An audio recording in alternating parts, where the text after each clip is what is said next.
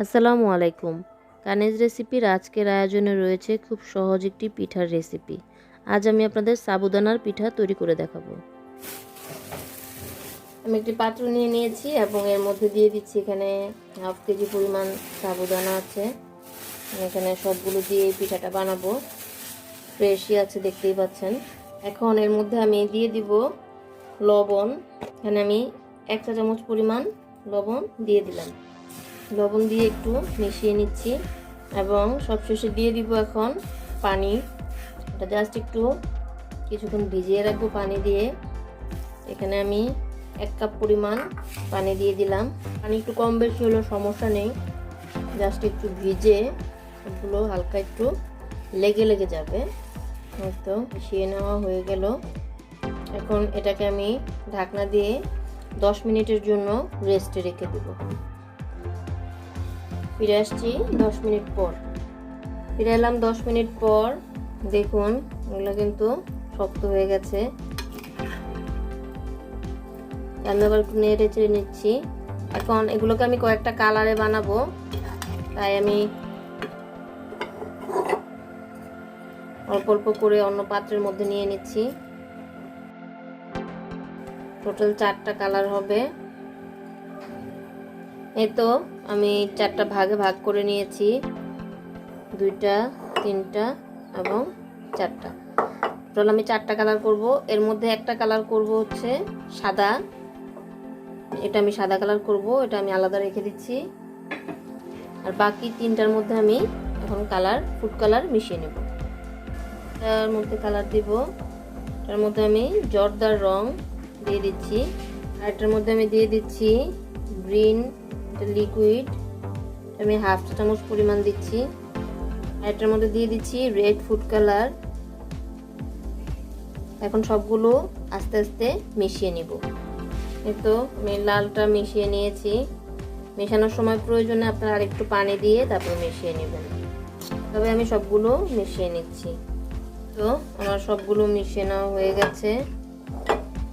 এখন আমি চলে যাব এগুলো বানাতে। তো অনেকে এগুলো পাতাতে বানায়, কাঁঠাল পাতায়। আমি এখানে কাঁঠাল পাতা না পাওয়ায় আমি এখানে ফয়েল পেপার ছোট ছোট করে কেটে নিয়েছি।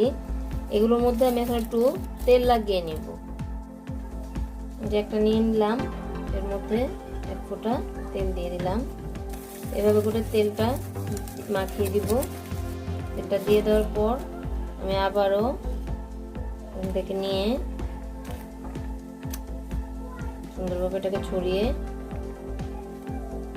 রেডি করে নিচ্ছি। তো এভাবে করে আমি সবগুলো রেডি করে নিয়েছি।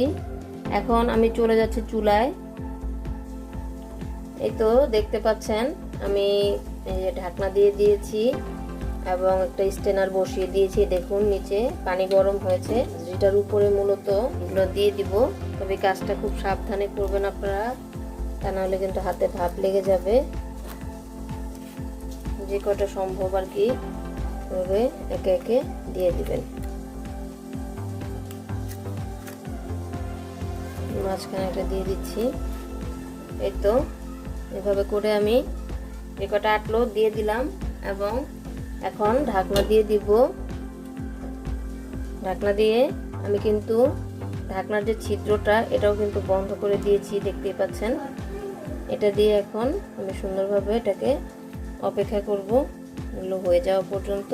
খুব বেশি সময় রাখতে হয় না, এটা 2 মিনিটের মতো রাখলেই যথেষ্ট। আমি ফিরে আসছি 2 মিনিট পর। এই তো আমার পিঠাগুলো হয়ে গেছে। তো এখন আমি একটা একটা করে তুলে নিব। তো আমি একটা চামচ দিয়ে তুলে নিচ্ছি। এই তো এক বেশ তুলে আমি আরেক বেশ দিয়ে দিয়েছি। তো আমি এরকম একটা স্টিলের প্লেটের মধ্যে একটু তেল দিয়ে এর মধ্যে এখন এগুলোকে উল্টে ছাড়িয়ে নিব আস্তে করে, সাবধানে। এই যে আমি একটা তুলে নিয়েছি, আরও একটি তুলে নিচ্ছি। এটা কিন্তু সাথে সাথে তুলতে হবে, ঠান্ডা হয়ে গেলে কিন্তু তুলাটা কষ্ট হয়ে যায়।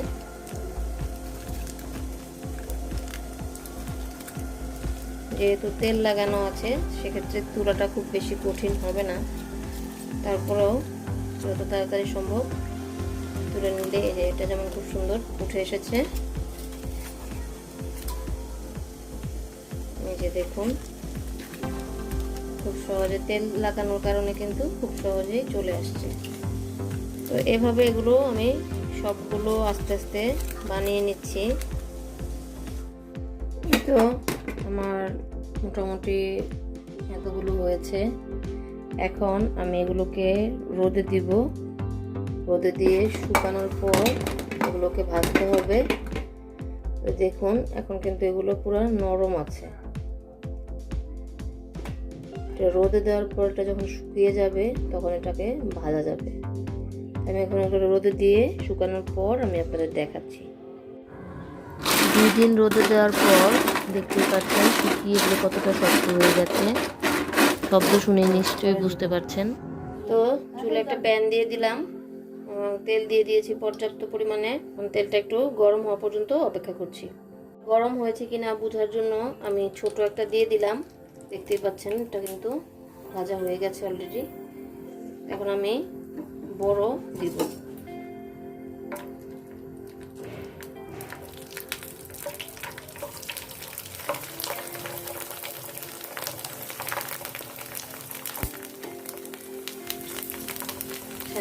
উলে কতটা বড় হয়ে গেছে। ভাজতেও কিন্তু সময় খুব বেশি লাগে না, যেটা ভাজা হয়ে গেছে অলরেডি। তেলটা ছেঁকে আমি তুলে নিচ্ছি।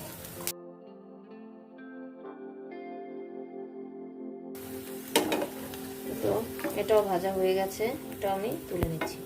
তুলে নিয়েছি। এভাবে আবারও এখন দিয়ে দিচ্ছি।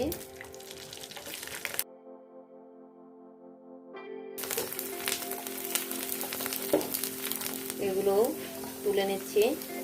এভাবে করে আমি আরো কিছু ভেজে আপনাদের দেখাচ্ছি।